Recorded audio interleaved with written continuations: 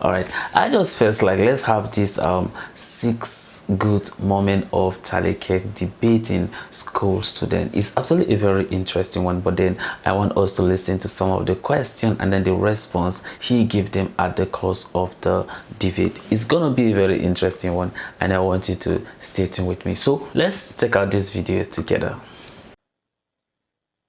Do you oh sorry. Yeah. Do you like and ball torture? Next question. You're done. Thanks.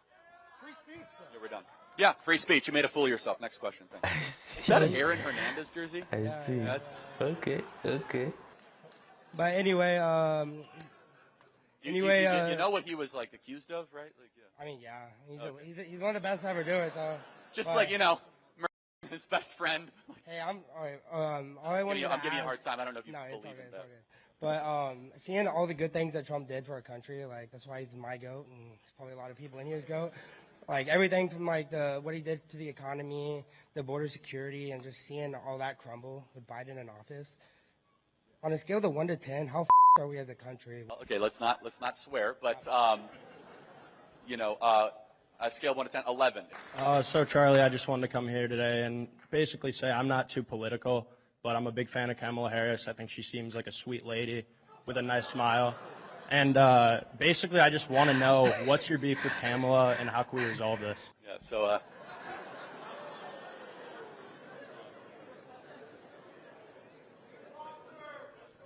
What's the response? I'm impressed because I've never heard anyone say anything positive about Kamala Harris. Why don't you tell me how great she is? What has she done? Well, I think she seems like a nice lady. Like, she has a nice smile. And I also just feel like she seems like she'd be fun to hang out with.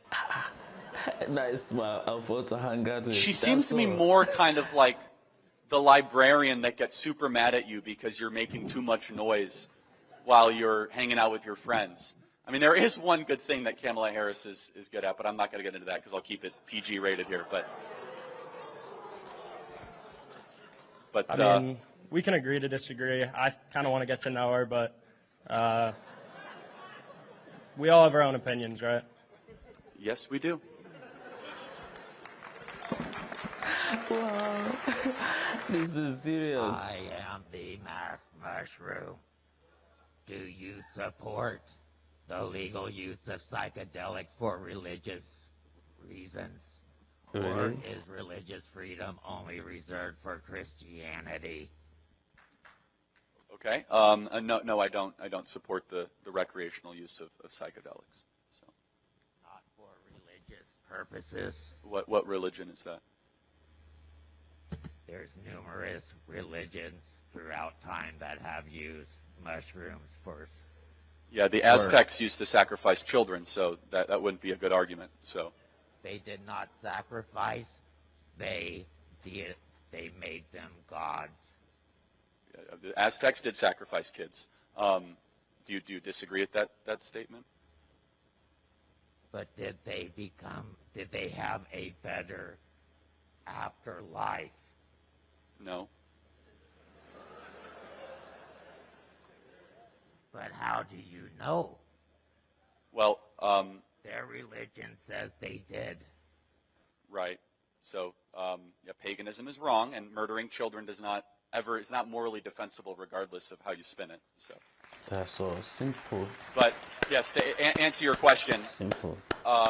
Cruelty or indulgence in something that is widespread harm to society in the name of a fringe religion is not under the clause of the religious tradition of the American tradition of religious liberty. But yes, what can you name an example of a religion that people would know of that embraces the use of psychedelic mushrooms for religious experience? Some Native American cultures use peyote. Okay. My question is sort of a question/compliment. You're a very good public speaker. I think a lot of people here might struggle with that. What I'm curious is, somebody with so little education beyond high school and, just experience in the field, how are you able to so confidently just kind of word vomit, right? You said pretty much every question you've answered has been no answer. You've just kind of said what conservatives want to hear. So really all of your work is not a debate. It's just confirmation bias. So Want to have a debate? Sorry? You want to debate?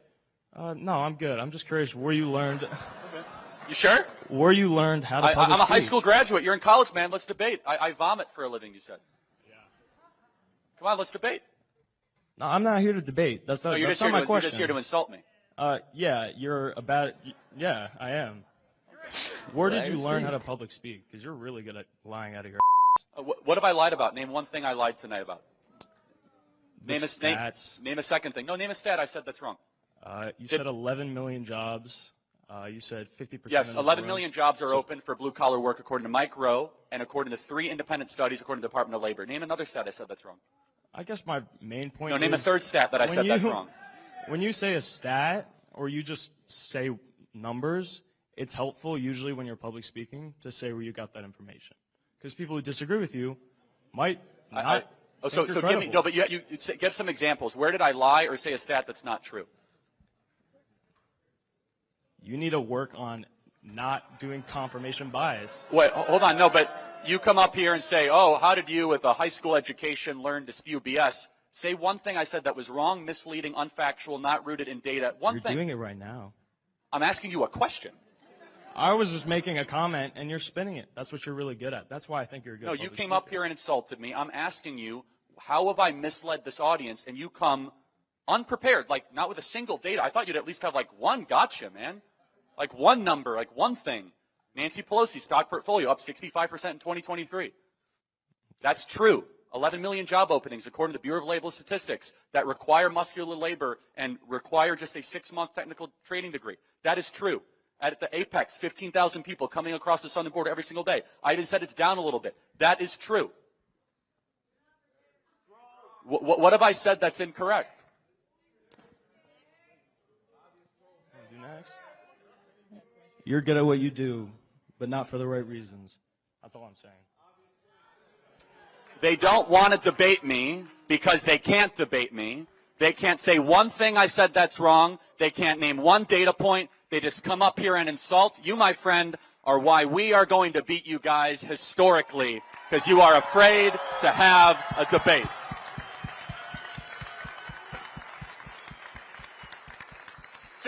It's so amazing, the smugness. How'd you learn to speak like this in word vomit? Oh, what'd I say that's true? Everything. Name one thing. Name another thing. Name another thing. Yeah, you should ask for money back at KU. They're really scamming you, man. You'd think you'd have one little thing. All right. Hey, Charlie. Well, I think you're a great public speaker, and you made me go from being a woke liberal to being conservative because you are factual. Sure. Nice one. My question is that I am a proud daughter of Mexican immigrants, but they are actually very conservative and very Christian, and they actually are big fans of you, and they say hi. The reason why they're really conservative is because they don't want the values and morals that ruin their country ruin this country as well. My question is that I often get called a traitor or stupid for betraying my people just by being a Republican. I've been canceled so many times. How can I help other people of color understand that the Democrats don't love them and don't actually want to help them, and that the Republican Party is for everyone? Also, I'm a really big fan if you haven't been able to tell. Let's give it up for her. Is she not great? Is that not great? What's your name? Oh, Juliet. Julia? Juliet, like Romeo and Juliet, yeah. Sorry, it's hard to hear back sometimes. God bless you. And tell your parents hello. Look, it sounds like your people are America. It sounds like they're the ones that have this racial hostility. What drives me nuts is, I get called racist every day. That doesn't bother me. But they're the ones that say you're a race traitor.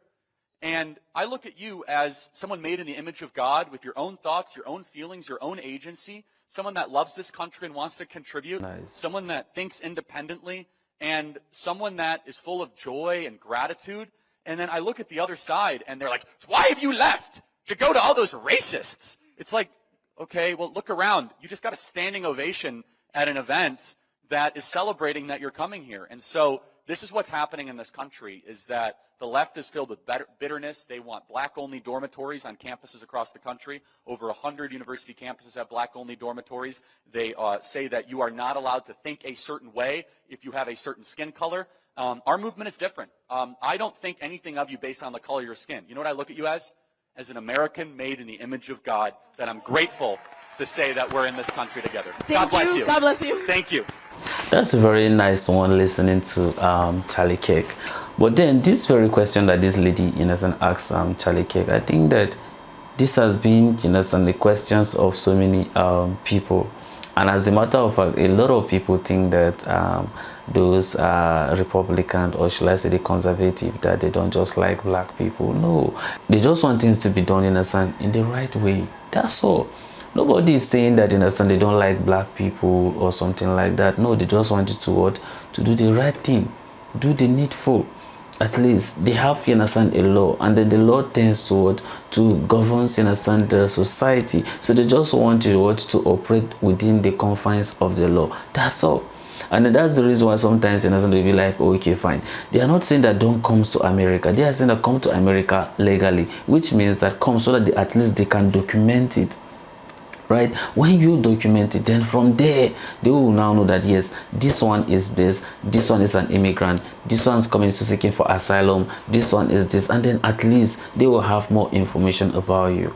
But then if you just come on your own and then stuff like that, and then when problems started and all those things, those are the things they're trying to prevent.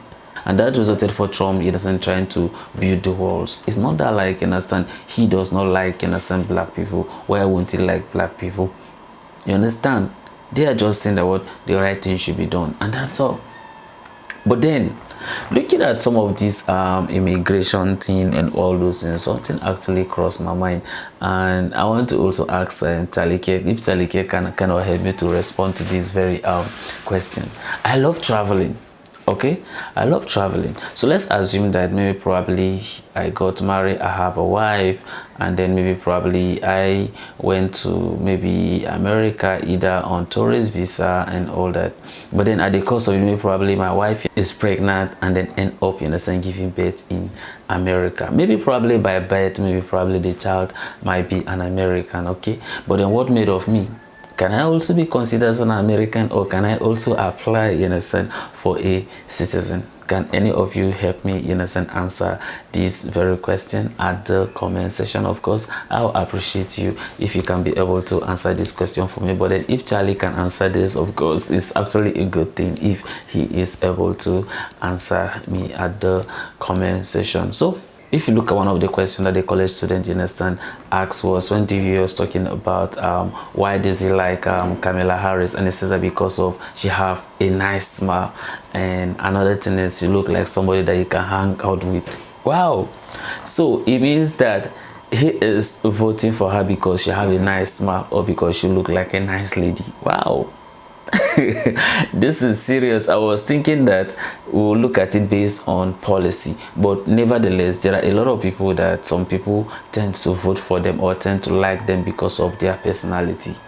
All right, before we can actually talk about the policy. But then nevertheless, that's the person choice, and then his own opinion of whom he want to vote. Here comes November. It's a good thing. All right, we will not say that it's not a good thing. But then another thing is that very young man that was alleging Charlie Kirk that you didn't even go to college, so how did you even learn this public speaking, like trying to insult and don't even have anything to debate him? That's just the worst part of it.